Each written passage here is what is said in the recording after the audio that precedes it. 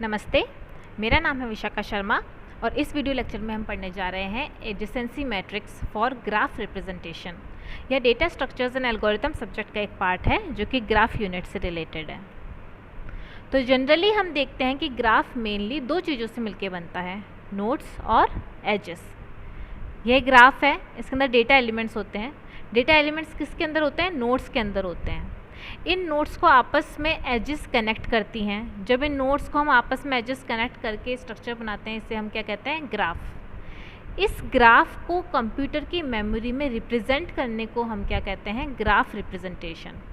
यानी कि इस डेटा को कंप्यूटर की मेमोरी में तो मुझे रिप्रेजेंट करना ही है, कंप्यूटर में ग्राफ को स्टोर तो करना ही है, लेकिन कैसे मैं इस ग्राफ को कंप्यूटर की मेमोरी में स्टोर कर रही हूँ। अब कंप्यूटर की मेमोरी में तो खूब सारे सेल्स होते हैं, ऑर्गेनाइज्ड होते हैं, सारी सेल्स के एक पर्टिकुलर मेमोरी एड्रेस होती है, हर सेल पे हम कुछ ना कुछ डेटा स्टोर करते हैं।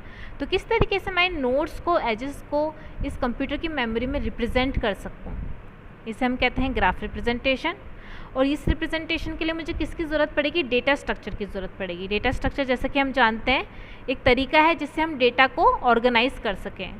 तो अगर इस ग्राफ को मुझे कंप्यूटर की मेमोरी में रिप्रेजेंट करने का मतलब यही है कि जो डेटा है मेरे पास में, डेटा क्या है? जैसे कि ABCD मेरे पास 4 नोड्स हैं जो कि आपस में कनेक्टेड हैं, AB कनेक्टेड है, AC, CD और BD कनेक्टेड है। ये सब डेटा को मैं किस तरीके से मेमोरी में ऑर्गेनाइज करूं जिसके थ्रू मैं इसको रिप्रेजेंट कर सकूं, इस चीज़ को हम कह रहे हैं ग्राफ रिप्रेजेंटेशन। ग्राफ को कंप्यूटर की मेमोरी में रिप्रेजेंट करने के हमारे पास में दो तरीके हैं, एक है सीक्वेंशियल रिप्रेजेंटेशन, एक है लिंक्ड रिप्रेजेंटेशन। इस वीडियो लेक्चर में हम सीक्वेंशियल रिप्रेजेंटेशन पढ़ने वाले हैं जो कि एडजेसेंसी मैट्रिक्स के थ्रू होती है। सीक्वेंशियल रिप्रेजेंटेशन में हम ग्राफ को मैट्रिक्स की फॉर्म में रिप्रेजेंट करते हैं। अब मैट्रिक्स क्या होती है? मैट्रिक्स सिंपली एक 2 डायमेंशनल एरे होता है। जैसे कि यहाँ पे हम देख सकते हैं ये 2 डायमेंशनल एरे है। 2 डायमेंशनल मतलब इस डायरेक्शन में भी मेरा डेटा है और इस डायरेक्शन में भी मेरा डेटा है। रोज़ और कॉलम से मिलके यहाँ पे क्या बना है? एक 2D एरे बना है। इस 2D एरे को ही हम एडजेसेंसी मैट्रिक्स बोलते हैं जो कि मोस्ट कॉमन मैट्रिक्स है ग्राफ को रिप्रेजेंट करने के लिए। अब एडजेसेंसी मैट्रिक्स ग्राफ की होती क्या है? यह वह मैट्रिक्स है जिसके अंदर हम इंफॉर्मेशन रखते हैं ग्राफ के जितने भी एडजेसेंट वर्टिसेस हैं उनकी। अब एडजेसेंट वर्टिसेस क्या होते हैं? हर नोड या हर वर्टेक्स, नोड को हम वर्टेक्स भी कह सकते हैं, हर वर्टेक्स किसी न किसी वर्टेक्स से कनेक्टेड है। तो एक वर्टेक्स जिन भी दूसरे वर्टेक्स से कनेक्टेड है उन सबको हम क्या बोलते हैं? उस वर्टेक्स के पड़ोसी वर्टेक्स। वो उनसे कनेक्टेड है तो उनके पड़ोसी वर्टेक्स ही हुए। उन पड़ोसी वर्टेक्स को हम एक्चुअल में टर्म्स में, टर्मिनोलॉजी में क्या बोलते हैं? Adjacent vertex. तो अगर एक वर्टेक्स जिन जिन दूसरे वर्टेक्स से कनेक्टेड है वो सारे बाकी के वर्टेक्स उसके क्या हो जाते हैं? एडजेसेंट वर्टेक्स हो जाते हैं। तो एडजेसेंसी मैट्रिक्स में हम हर वर्टेक्स की एडजेसेंट वर्टेक्स की इन्फॉर्मेशन स्टोर करते हैं। तो जैसे कि मेरे पास में कोई ग्राफ हो जिसके अंदर 4 वर्टेक्स हो, तो मुझे क्या इन्फॉर्मेशन कंटेन करनी है? जो वर्टेक्स 1 है वो किन किन वर्टेक्स से कनेक्टेड है, वो जिन जिन वर्टेक्स से कनेक्टेड होगा उन वर्टिसेस को मैं कहूँगी एडजेसेंट वर्टिसेस। इसी तरीके से वर्टेक्स 2 किन किन वर्टेक्स से कनेक्टेड है, वर्टेक्स 3 और वर्टेक्स 4 किन किन वर्टिसेस से कनेक्टेड है। ये इन्फॉर्मेशन अगर मैं फिल कर लेती हूँ 2 डायमेंशनल एरे में तो सिंपली मैं इसको एडजेसेंसी मैट्रिक्स कहती हूँ। अभी आगे एक एग्जाम्पल के थ्रू और समझेंगे। तो अगर मेरे पास में 4 वर्टिसेस हैं देन रो 1 रिप्रेजेंट कर रही है वर्टेक्स 1, रो 2 रिप्रेजेंट करती है वर्टेक्स 2 एंड सो ऑन। तो अगर 4 वर्टिसेस हैं तो रो 3 वर्टेक्स 3 को रिप्रेजेंट करेगी और रो 4 वर्टेक्स 4 को रिप्रेजेंट करेगी। तो जो 2D एरे था जिसमें रोज थे और कॉलम्स थे, तो उसमें रो की डेफिनेशन हमने समझ ली कि कौन सा रो हमको क्या रिप्रेजेंट कर रहा है। इसी तरीके से उसमें रोज हैं तो कॉलम्स भी होंगी।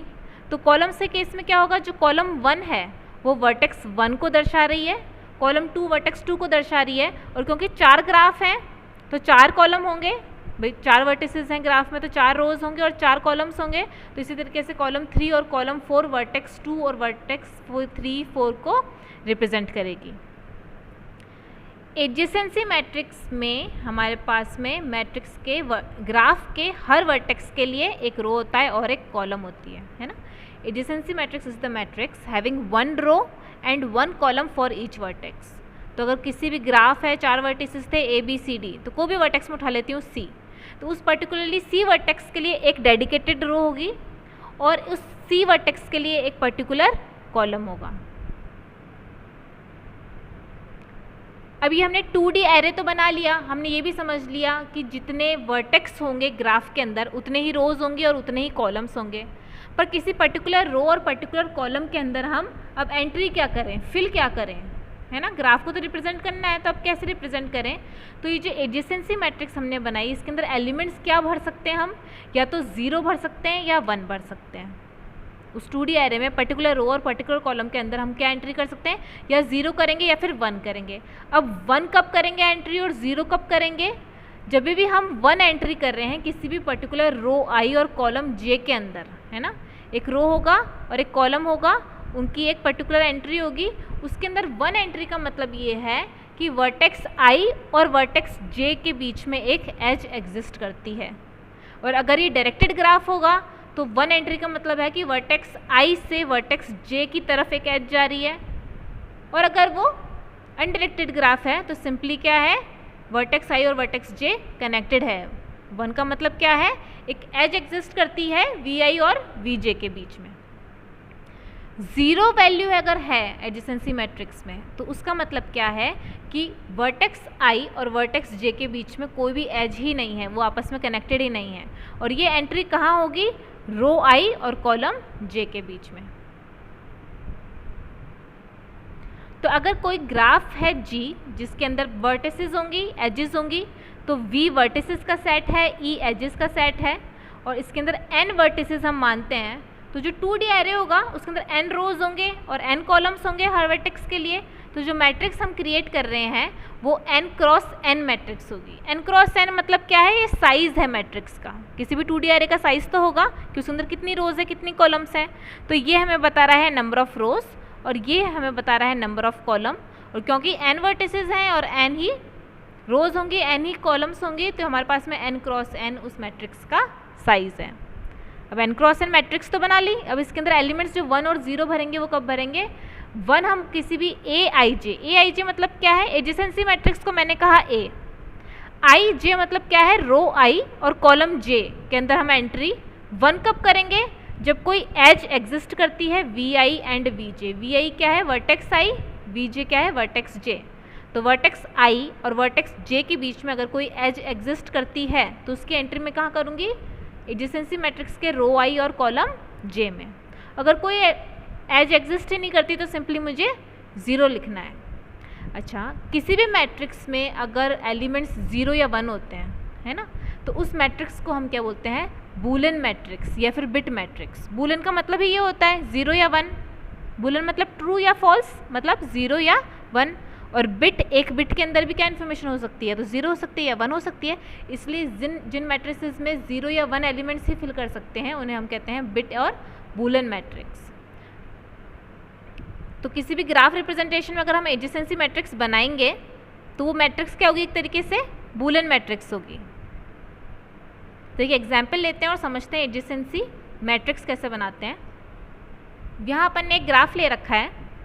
इस ग्राफ में हम ध्यान से देखें तो क्या है, कितने नोड्स हैं, 1 2 3 4 5 नोड्स हैं, A B C D E।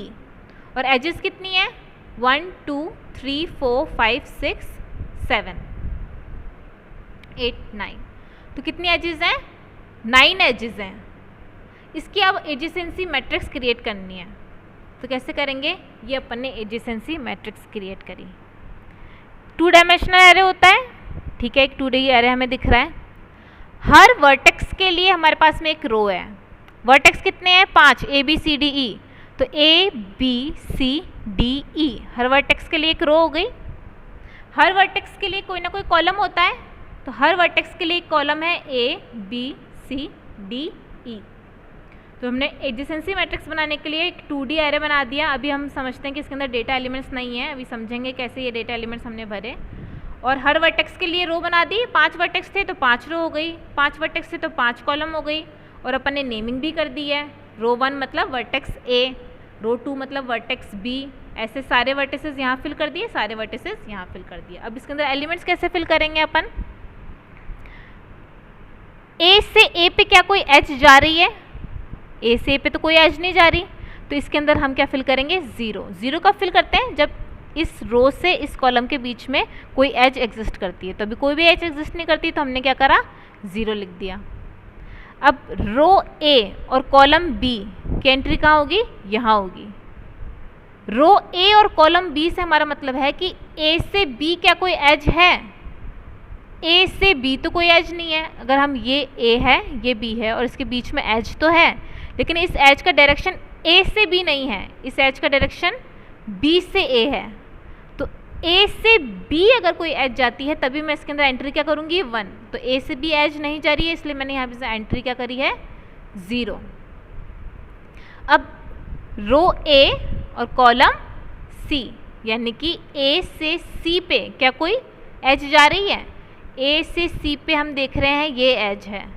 तो रो ए और कॉलम सी में मैंने क्या लिख दिया, 1। ये 1 हमें क्या बता रहा है, जैसे कोई भी मैं पर्टिकुलर खोलती हूँ, जैसे ये ले लेती हूँ, ये 1 यहाँ पे है, इसका मतलब क्या है, ये कौन सी रो में है, रो सी और कॉलम बी। रो सी और कॉलम बी में यहाँ पे ये 1 है, इसका मतलब ये है कि सी से बी कोई एज है हमारे पास, एग्जिस्ट करती है। तो सी से बी हम देख रहे हैं ये एज एग्जिस्ट करती है। तो इसी तरीके से हम सारे एलिमेंट्स फिल करेंगे। जैसे फॉर एग्जांपल डी ले लेते हैं। अब डी में हम क्या देख रहे हैं, डी से ए एक एज जा रही है, तो हमने डी से ए में 1 लिख दिया। डी से बी कोई एज नहीं जा रही, तो डी से बी में हमने यहाँ 0 लिख दिया। डी से सी भी कोई एज नहीं जा रही, तो हमने यहाँ पे 0 लिख दिया। अब डी से डी, यहाँ पे हम देख रहे हैं एक एज है जो शुरू हो रही है डी से और ख़त्म भी कहाँ हो रही है, डी पर, है ना। इस तरीके के एजेस को हम लूप्स बोलते हैं। तो यहाँ पे हम देख रहे हैं इस वर्टेक्स पे एक लूप है जो डी से शुरू होकर डी पर ही ख़त्म हो रहा है, इसलिए डी रो और डी कॉलम के बीच में हमने क्या लिख दिया, 1 लिख दिया। इसी तरीके से हमने सारे एलिमेंट्स फिल कर लिए और ये एडजेसेंसी मैट्रिक्स क्रिएट कर ली। तो किसी भी ग्राफ से एडजेसेंसी मैट्रिक्स क्रिएट करना हमको आ गया है, जितने नोड्स होंगे उतनी हमको रोज फिल करनी है, उतने ही हमको कॉलम्स फिल करने हैं। और अगर उस पर्टिकुलर रो से उस पर्टिकुलर कॉलम पर कोई एज जा रही है तो ही उसकी एंट्री हम वहाँ 1 करेंगे, अन्यथा 0 करेंगे। अब एडजेसेंसी मैट्रिक्स की कुछ प्रॉपर्टीज देख लेते हैं। एडजेसेंसी मैट्रिक्स अगर किसी भी ग्राफ की हमें दे रखी है तो सिर्फ और सिर्फ उस मैट्रिक्स को देख के हम बहुत सारी चीज़ें पता लगा सकते हैं, है ना। उस ग्राफ के बारे में बहुत सारी इंटरेस्टिंग चीज़ें हैं, जैसे कि एडजेसेंसी मैट्रिक्स में जितने भी 1s होंगे, है ना, उतनी ही उस ग्राफ में एजेस होंगी। जैसे ये एडजेसेंसी मैट्रिक्स इस ग्राफ की अभी अपन ने बनाई, इसके अंदर 1 कितनी बार आ रहा है, देखो इस रो में 1 आया 1 बार, 1, बी में इस कॉलम में दूसरी बार 1 आया, सी रो में तीसरी चौथी 5वीं बार 1 आया, इस डी रो में 6ठी 7वीं बार 1 आया और इस लास्ट ई रो में 8वीं और 9वीं बार 1 आया। तो नंबर ऑफ 1s कितने 1 है इस एडजेसेंसी मैट्रिक्स में, 9। तो इस ग्राफ में उतनी ही एजेस होंगी, काउंट कर लेते हैं, 1 2 3 4 5 6 7 8 9। अब ये कैसे आई ये प्रॉपर्टी, क्योंकि हमें पता है जितनी एजेस होंगी, कोई मैं पर्टिकुलर एज उठा लेती हूँ तो उस पर्टिकुलर एज की एंट्री एडजेसेंसी मैट्रिक्स में होगी। वो जिस 2 नोड्स को कनेक्ट कर रही है एज, उन 2 नोड्स के लिए जो रो होगी और कॉलम होगी उसके अंदर एंट्री 1 होगी। तो जब हर नोड के लिए एंट्री 1 है तो जितने भी उस एडजेसेंसी मैट्रिक्स में 1 होंगे उतने ही उस ग्राफ में नंबर ऑफ एजेस होंगी। ये एक डायरेक्टेड ग्राफ अपन ने लिया है। डायरेक्टेड ग्राफ में क्या होता है, जैसे बी और ए कनेक्टेड है तो बी से ए एज जा रही है तो रो बी और कॉलम ए में हम 1 देखेंगे, लेकिन रो ए और कॉलम बी में 1 नहीं है। रो ए और कॉलम बी का मतलब क्या है कि ए से बी कनेक्टेड है, यानी कि ए से बी अगर एज जा रही है, ये एज ए से बी तो नहीं जा रही, बी से ए जा रही है। सेकेंड प्रॉपर्टी हम देखते हैं कि एडजेसेंसी मैट्रिक्स में हर रो के अंदर जितने भी 1 होंगे वो हमें क्या दर्शाएंगे, उस पर्टिकुलर वर्टेक्स की आउट डिग्री क्या है। तो सबसे पहले तो हम समझते हैं कि किसी भी वर्टेक्स की आउट डिग्री क्या होती है। आउट डिग्री मतलब number of edges coming out. किसी भी वर्टेक्स की आउट डिग्री क्या होगी कि उस वर्टेक्स से कितने एजेस बाहर की तरफ जा रहे हैं। आउट मतलब बाहर, तो उस पर्टिकुलर वर्टेक्स से जितने भी एजेस बाहर की तरफ पॉइंट कर रहे हैं वो क्या हो जाती है, उसकी आउट डिग्री। जैसे कि एग्जाम्पल के तौर पे ये ए है, ए से कितने एजेस ऐसे हैं जो बाहर जा रहे हैं, एक ही एज है जो बाहर की तरफ जा रही है, ये ए सी वाली, बाकी दोनों एज बाहर तो नहीं जा रही है, अंदर आ रही हैं। तो अगर एक एज इस ए से बाहर जा रही है तो इस ए वर्टेक्स की आउट डिग्री कितनी हो गई, 1। जैसे ये सी वर्टेक्स है, इस वर्टेक्स से कितनी एजेस हैं जो बाहर की तरफ जा रही हैं, 1, ये बी सी वाली, एक सी ई वाली, एक सी डी वाली, ये 3 एजेस हैं जो बाहर की तरफ जा रही हैं। तो सी की आउट डिग्री कितनी हो गई, 3। इसी तरीके से हम ई की बात करें तो ई से कितनी एजेस बाहर जा रही हैं, 1, ये बी ई वाली, और 2, ये ई डी वाली। तो ई की आउट डिग्री हुई 2। तो किसी भी वर्टेक्स की अगर आउट डिग्री हमें पता करनी है, इसका मतलब सिंपली कुछ नहीं है, उस वर्टेक्स से बाहर जितनी भी एजेस जा रही हैं वही उसकी आउट डिग्री होगी। तो अगर एडजेसेंसी मैट्रिक्स देख के मुझे किसी भी वर्टेक्स की आउट डिग्री पता करनी है तो मुझे क्या करना है, उस पर्टिकुलर वर्टेक्स की रो पे जाना है। जैसे ए था तो ए की मैं रो पे गई, इस पूरी रो में, ये पूरी रो है, इस पूरी रो में कितनी बार 1 आ रहा है, एक बार 1 आ रहा है। तो इस ए वर्टेक्स की आउट डिग्री कितनी हुई, 1, जो कि अपन क्रॉस वेरीफाई भी कर सकते हैं, यहाँ से भी ग्राफ से देख के हमने फाइंड आउट करी। ऐसे ही जब मैं सी वर्टेक्स की मुझे आउट डिग्री फाइंड आउट करनी है तो इस एडजेसेंसी मैट्रिक्स में सी वर्टेक्स, कौन सी रो है जो सी वर्टेक्स को रिप्रेजेंट कर रही है, ये रो है जो सी वर्टेक्स को रिप्रेजेंट कर रही है, ये पूरी रो। इस पूरी रो में कितनी नंबर ऑफ वंस हैं, नंबर ऑफ वंस मतलब कितनी बार 1 आ रहा है, 1, 2, 3। तो सी वर्टेक्स की आउट डिग्री कितनी है, 3। और अभी अभी अपन ने सी वर्टेक्स की आउट डिग्री फाइंड आउट करी, 3 होती है। अब बात करते हैं डी की, कितनी एजेस हैं जो डी से बाहर जा रही हैं, तो डी की आउट डिग्री क्या है। तो यहाँ से अगर अपन एडजेसेंसी मैट्रिक्स से फाइंड आउट करना चाहें तो कितनी है, 1, 2, 2 बार 1 आया, तो डी की आउट डिग्री हुई 2। यहाँ हम देखें तो डी से एक एज तो ए की तरफ जा रही है जो डी से बाहर आ रही है, एक एज है जो डी पे आ रही है और वही एज डी से शुरू हो रही है, इसको अपन क्या बोलते हैं, लूप। तो माना कि ये एज डी पर आ रही है बट क्योंकि ये डी से बाहर भी जा रही है तो इस एज को हम आउट डिग्री में काउंट करेंगे, है ना। जैसे ये एज थी सी ई वाली, तो ई की आउट डिग्री में हमने इस एज को काउंट नहीं किया क्योंकि ये वापस से ई पर ही आ रही है।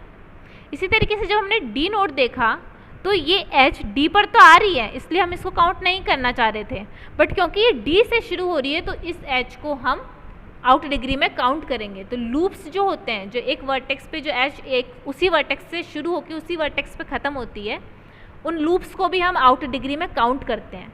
इसलिए डी की आउट डिग्री क्या है, 1, और ये लूप एक जो एज थी 2, इसीलिए हमने डी रो और डी कॉलम में 1 फिल किया है क्योंकि डी से डी पर एक एज है।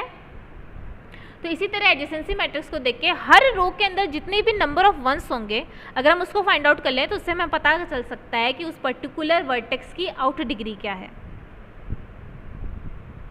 नेक्स्ट प्रॉपर्टी क्या है, for undirected graph the adjacency matrix will B symmetric. अब यहाँ पे 2 टर्म्स आई हैं, अनडायरेक्टेड और सिमेट्रिक। तो सबसे पहले तो समझते हैं अनडायरेक्टेड मतलब क्या होता है। अनडायरेक्टेड ग्राफ क्या होता है, हर ग्राफ में एजेस होंगी, तो अगर कोई भी एज डायरेक्टेड नहीं है, है ना, किसी भी एज में डायरेक्शन नहीं है तो वो अनडायरेक्टेड ग्राफ हुआ, और जिन भी एजेस में डायरेक्शन होता है वो डायरेक्टेड ग्राफ होते हैं। जैसे कि ये एग्जाम्पल था, 5 नोड्स हैं, ये सब आपस में कनेक्टेड है, एजेस हैं इनके बीच में, लेकिन ये एजेस डायरेक्टेड है, इन एजेस का डायरेक्शन है। जैसे ये एज बी से ए जा रही है, ए से बी नहीं जा रही है ना, सारी एजेस का क्योंकि यहाँ पे डायरेक्शन है तो हम इसको क्या बोल रहे हैं, डायरेक्टेड ग्राफ। सेम वही ग्राफ है, 5 नोड्स हैं बट आपस में कनेक्टेड भी हैं एजेस के थ्रू, बट इसमें डायरेक्शन नहीं है ना। ये एजेस सिंपली कनेक्टेड है बी से ए और ए से बी, कहीं कोई एज नहीं है कि इसी डायरेक्शन में जा रही है। तो इन तरीके की ग्राफ्स को हम क्या बोलते हैं, अनडायरेक्टेड ग्राफ, जिसमें जो एजेस होती हैं उनमें कोई डायरेक्शन नहीं होता है।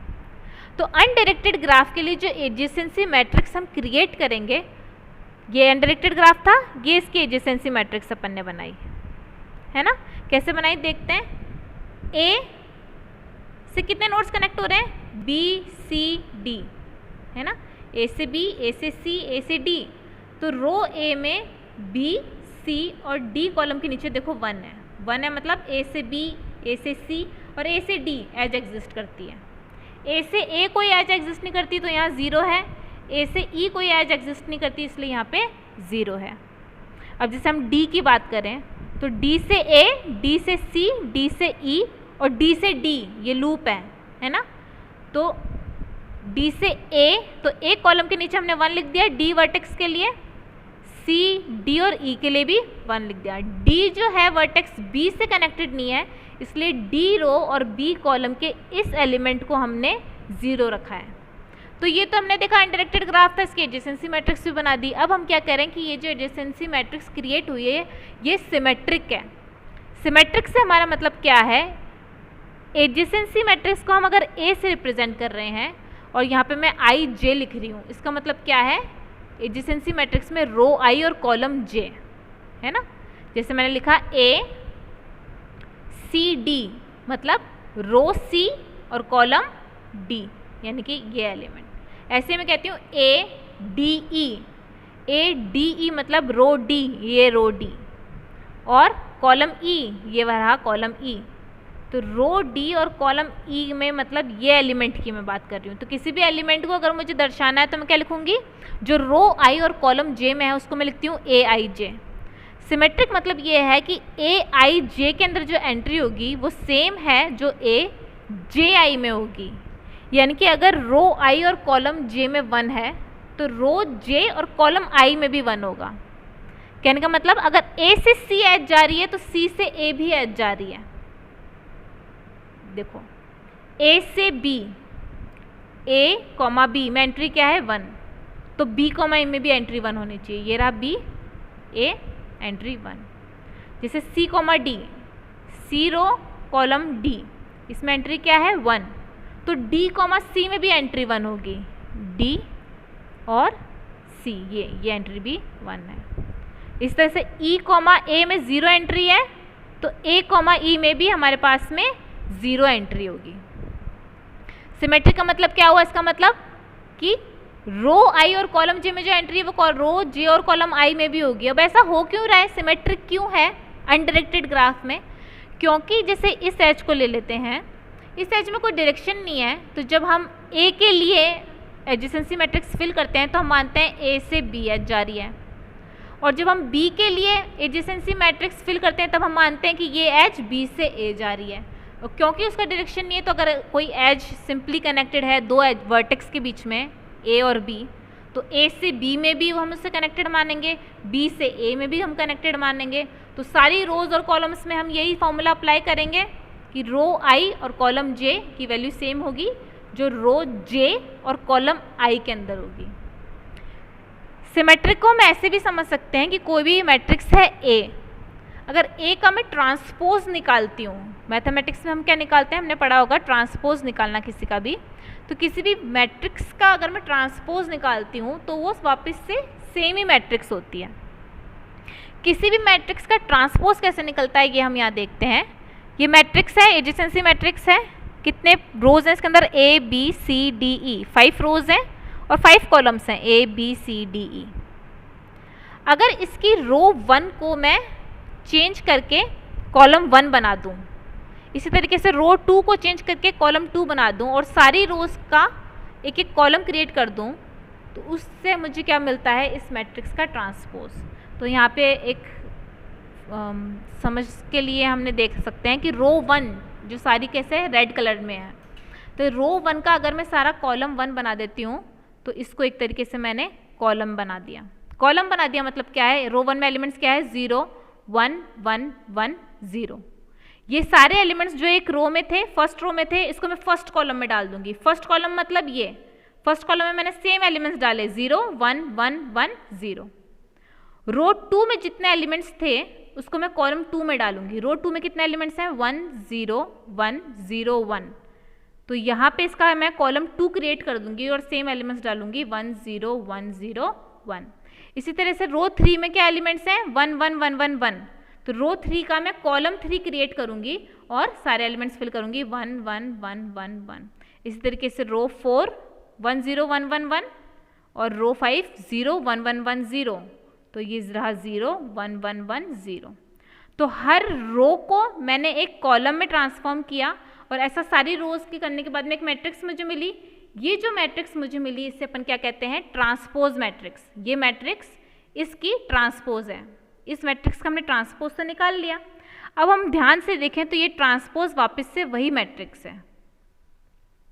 देखें 0 1 1 1 0 0 1 1 1 0 1 0 1 0 1 1 0 1 0 1 0 1 1 1 0 0 1 1 1 0। इस मैट्रिक्स का ट्रांसपोज निकालने के बाद भी ये मैट्रिक्स सेम ही रही, तो इसे क्या, इस तरीके की मैट्रिक्स को हम क्या बोलते हैं, सिमेट्रिक मैट्रिक्स। तो यदि हमें कोई अनडायरेक्टेड ग्राफ दे रखा है तो उस अनडायरेक्टेड ग्राफ से जो हम एडजेसेंसी मैट्रिक्स क्रिएट करेंगे वो एक तरीके से सिमेट्रिक मैट्रिक्स होगी। कोई भी हम एलिमेंट देख लेते हैं, जैसे C, E देखा, तो रो C और कॉलम E में ये 1 है तो E, C में भी 1 होगा, E, C में 1। नेक्स्ट प्रॉपर्टी हम एडजेसेंसी मैट्रिक्स से क्या देख रहे हैं कि अगर मेरे पास में कोई नल ग्राफ है तो इस मैट्रिक्स के सारी एलिमेंट्स कितने होंगे, 0। नल ग्राफ क्या होता है, सबसे पहली चीज तो वह ग्राफ जिसमें कोई भी एजेस नहीं होती। तो यहाँ पे मैं देख सकती हूँ मेरे पास में 3 ग्राफ क्या होता है, नोड्स और एजेस का सेट। तो यहाँ पे मैं देख सकती हूँ 3 नोड्स हैं अपने पास में, 1 2 3 ABC जिसके अंदर एलिमेंट्स हैं, लेकिन एजेस कोई भी नहीं है। तो अगर मैं ऐसे किसी ग्राफ की मैट्रिक्स बनाना चाहूँगी, एडजेसेंसी मैट्रिक्स, तो उसके अंदर सारे एलिमेंट्स क्या होंगे, 0। सारे एलिमेंट्स 0 क्यों होंगे, हर एक एंट्री हमें यही बता रही है कि एक एज एग्जिस्ट करती है इन 2 वर्टिसेस के बीच में। जब कोई एज ही एग्जिस्ट नहीं करती तो हर 2 वर्टेक्स की जो एंट्री होगी वो 0 ही होगी। जैसे A से A कोई एज है, नहीं, A से B कोई एज है, नहीं, A से C कोई एज है, नहीं। इसी तरीके से हम सारे जब फिल आउट करेंगे तो हम पाएंगे कि पूरी मैट्रिक्स ही सारे एलिमेंट्स 0 हैं। ऐसे ग्राफ को हम क्या बोलते हैं, नल ग्राफ, और उसकी एडजेसेंसी मैट्रिक्स के सारे एलिमेंट्स भी 0 होते हैं। नेक्स्ट प्रॉपर्टी हमें ये कहती है कि यदि हमारे ग्राफ में लूप्स है हर वर्टेक्स पे पर कोई भी एज नहीं है, if there are loops at each vertex but no edges, then the adjacency matrix will be unit matrix. अब इसका क्या मतलब है, ये ग्राफ है, इसके अंदर सारे नोड्स हैं, इसके अंदर हर नोड के ऊपर एक लूप है, A के ऊपर एक लूप है, B के ऊपर एक लूप है, C के ऊपर एक लूप है, और इन लूप्स जो हर वर्टेक्स पे हैं इसके अलावा कोई भी एज नहीं है। और अगर ऐसे ग्राफ की मैं एडजेसेंसी मैट्रिक्स क्रिएट करती हूँ तो वो एक यूनिट मैट्रिक्स होती है। अब यूनिट मैट्रिक्स क्या होती है, यूनिट मैट्रिक्स वो मैट्रिक्स होती है जिसके ये जो डायगोनल है, इसका ये वाला डायगोनल के सारे एलिमेंट्स 1 होते हैं और बाकी सारे एलिमेंट्स 0 होते हैं। तो ये मैट्रिक्स क्रिएट करिए, इसका डायगोनल मतलब ये, तो इसका डायगोनल में जो एलिमेंट्स होंगे वो तो 1 होंगे और इस डायगोनल को छोड़ के बाकी जितने भी एलिमेंट्स होंगे वो 0 होंगे। अब ऐसा हो क्यों रहा है, क्योंकि A के ऊपर लूप है तो A सिर्फ A से कनेक्टेड है, B सिर्फ B से कनेक्टेड है और C सिर्फ C से ही कनेक्टेड होगा। तो ये A, B, B, C, तो यही सारे एलिमेंट्स मैं 1 फिल कर सकती हूँ, बाकी सारे 0 होंगे और ये सारे एलिमेंट्स डायगोनल पे ही पड़ेंगे, क्योंकि पर्टिकुलर रो A जो है यानी कि फर्स्ट वर्टेक्स जो है वो वर्टेक्स 1 और कॉलम 1 में होगा, B जो वर्टेक्स 2 है वो रो 2 और कॉलम 2 में होगा, C जो वर्टेक्स 3 है वो रो 3 और कॉलम 3 में होगा। तो ये सारे एलिमेंट्स डायगोनल पे रहेंगे, तो इसलिए जो मैट्रिक्स क्रिएट होगी वो यूनिट मैट्रिक्स होगी। डायगोनल एलिमेंट्स को छोड़ के बाकी सारे एलिमेंट्स 0 हैं। और डायगोनल एलिमेंट कौन सा, ऐसे तो ये भी एक डायगोनल है, तो ये वाला डायगोनल नहीं जो लेफ्ट से राइट जा रहा है, ऐसे ये वाला डायगोनल। नेक्स्ट प्रॉपर्टी हमें क्या कहती है, अगर मेरे पास में कोई वेटेड ग्राफ है, वेटेड ग्राफ में हम जानते हैं क्या होता है, अगर ग्राफ में हर एज के ऊपर कोई ना कोई वेट एसोसिएटेड है, हर एज के ऊपर कोई ना कोई वेट दे रखा है, तो उस ग्राफ को हम वेटेड ग्राफ कहते हैं। तो अगर किसी भी वेटेड ग्राफ की हमें एडजेसेंसी मैट्रिक्स क्रिएट करनी है तो उसके अंदर हम एलिमेंट्स क्या फिल करेंगे। वैसे तो अभी तक हमने पढ़ा जनरली हम जो अनवेटेड ग्राफ होता है यानी कि जिस ग्राफ के ऊपर एजेस के ऊपर कोई भी वेट नहीं है, सिंपली एजेस कनेक्टेड है, उसके अंदर हम 1 और 0 फिल करते हैं। 0 हमें बताता है कि कोई भी एज नहीं है और 1 हमें ये बताता है कि कोई भी एज है। पर अगर किसी ग्राफ में एजेस जो हैं वेटेड हैं, कोई वेटेड ग्राफ है जिसके ऊपर कोई वेट है, तो वहाँ पे अगर कोई 2 नोड्स के बीच में एज एग्जिस्ट करती है तो एडजेसेंसी मैट्रिक्स में 1 लिखने की जगह हम क्या लिखेंगे, उस पर्टिकुलर एज का वेट। तो इस पर्टिकुलर जैसे कि हम बात करते हैं, ये ग्राफ है, 3 एजेस हैं, ए से बी, बी से सी, ए से सी। तो इनका वेट कितना है? ए से बी 5 है, तो देखो ए से कनेक्टेड नहीं है, 0 लिखा, ए से बी 5 है तो 5 लिखा, ए से सी 7 लिखा। बी की बात करूं तो बी से ए एज एग्जिस्ट करती है, हाँ करती है, तो अब तक तो हम क्या लिख रहे थे? बी कॉमा ए में 1 लिख रहे थे। अब हमें अगर एज एग्जिस्ट नहीं करती तो 0 लिखना है, और अगर एग्जिस्ट करती है तो हमें 1 लिखने की बजाय क्या लिखना है? उस एज का वेट जो कि 5 है। इसी तरीके से सी से ए वेट क्या है? 7, सी से बी एज एग्जिस्ट करती है, वेट क्या है? 9। वेट लिखने के अलावा अगर कोई एज एग्जिस्ट नहीं करती तो हमको 0 ही लिखना है, और 0 के अलावा अगर कोई नंबर लिख रखा है इसका मतलब उस एज का वेट उतना है। Thank you.